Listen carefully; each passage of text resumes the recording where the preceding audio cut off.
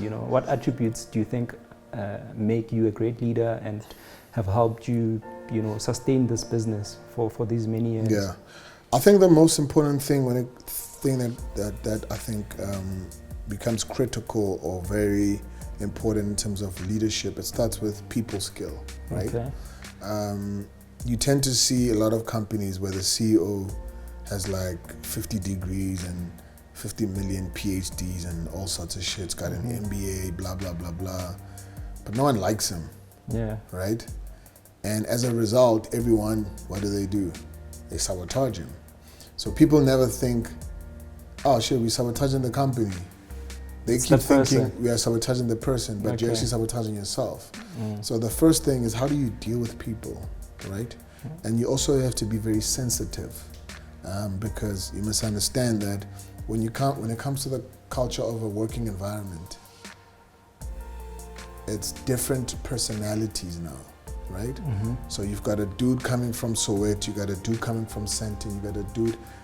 I know at the end of the day we're here to work, but it goes beyond that, because you are going through a divorce, you've just impregnated a random girl in a club, you know what I'm saying? Yeah. There's all these dynamics, right? But at the end of the day, a person has to be comfortable and confident in themselves. So I promote a lot of confidence, because if you're not confident, what the hell are you going to do if you're not confident? You need to be confident to move forward. That's it. Yeah. So promoting such things as confidence, and things like reading up, researching. So we're big on researching.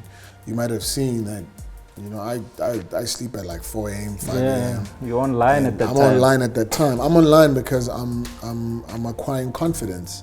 I'm acquiring skills. I'm acquiring knowledge. I'm seeing what the world is doing. I'm seeing what other people are doing, and how do I better my skill, and how do I take all these, you know, betterments and transfer them to my team, so that when I transfer them to my team, we're on par, you know. So when I come with a wild idea, like, they can catch on quickly. They can catch on, you know, and I'm like, hey guys, let's have a helicopter at the festival, flying people the helicopter. They don't think it's an absurd thing. They get where I'm coming from. So I think, that's the importance. Okay, so Osmic, we almost at the end of the interview. Yeah. But what I want to know from you is, you know, what's your view of the business that you're in, entertainment, in the next 20 years? You know, where will the money be coming from in your kind of business? And I don't want to talk about the culture of hip hop and where it will be musically, but I just want to understand the business. So once again, if you look at current trends, because there's nothing new under the sun, that's the first thing. And a lot of the stuff that happens in entertainment, to be honest, is adopted from America, right? So if you start looking at the patterns in the States, and you must also remember that in everything, or a lot of things that we do here, especially entertainment-wise, and I guess business practices to a large extent, we're just copying America. That's the first thing we must, you know, like these sort of an interview that's happening, we saw these things from Americans, right? So you want to almost look at the trends, and you could tell that, for instance, look at the movie industry.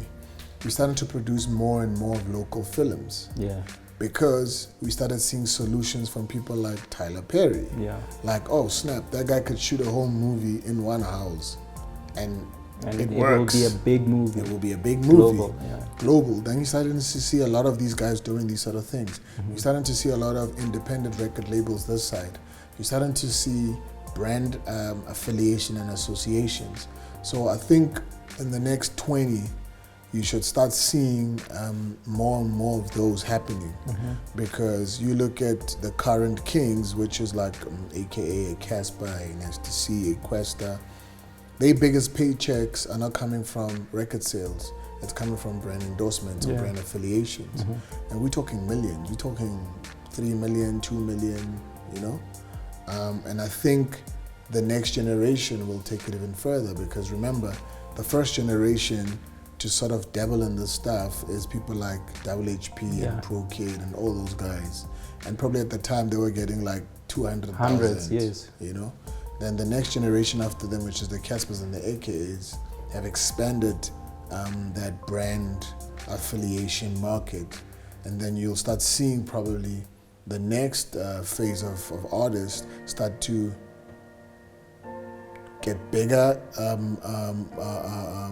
monies, one, and also start expanding their hustles overseas. For instance, Nasty C.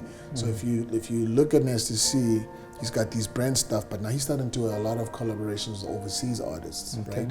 And I think that's where it's coming, where the entertainment world will start now expanding and start reaching overseas. Because remember, the States becomes the Mecca. Because when you're in the States, what does that mean? You've got access to the globe. It's tricky to get access of the globe from Africa, from here, yeah, right? Because it's all the geopolitics. But once you use the States as your gateway, think of Trevor Noah. So before he was on that show, he was touring the world, but no one cared. No one cared. He was already filling venues before that show, but no one cared. But he got onto the show. He's he's like the thing now. He's right? the biggest thing now. He's the biggest thing now, and that's what it is. Now, how do we utilize? Because for the longest of time, we've been looking towards them and trying to do a bad version copy of them. But now we're at a point where we can do it, and sometimes we can do it even better than them. Now, how do we take our skill and stuff and we go there and we go fight them and actually say, cool, how do we find loopholes here? Because once you make it big there, you've got access to literally Germany. Now you can go set up shop in Germany. Now you can set up shop in China. Now you can do all these sort of things. So I think in the next years to come, that's where the future is, I think, sure. But I want you to touch on the Sahas and back to the city. Where do you see those movements going in the next 20 years? I want to see them exist, you know. I want my children to go to these events. And, you know, how are you going to sustain that? Well, like with the changing world. True. Well, there's a gloomy part there. So a lot of people have been saying that to me, like, because you must understand the crazy thing about Back to the City is there's a lot of kids that were born from that, right? So you met your girlfriend at Back to the City, and you started going out there. Every year you start going back to the city. By the time you get to the 10th Back to the City, so for instance, you're in high school, you're in matric, right? Or your first year. You meet your girlfriend there, you go to varsity, you keep coming to the festival. You leave varsity, you start your job, you still come to the festival. You get married, still coming to the festival. You have your first baby, still coming to the festival. You bring your kid is now 2 years, 3 years, you bring him to the festival. Do you realize that now it's 13 years later? So there's a generation that the parents were sort of hooked up at the festival. So a lot of them are like, I'd like my kid to come, you know, because I understand that. That's the sentiments I have myself. But sadly so, with the announcement that in 2021 we'll be closing the festival, so it would be 15 years. We'll be closing it. That's bad news. But the awards, I think the awards are starting to serve a bigger purpose than the festival. I wouldn't want to see the awards go away. The awards will still remain, will be probably run by the South African Hip Hop Association, but the festival I think will end. But the beauty about when the festival ends, it means there's now a potential of this association to make more Back to the Cities, right?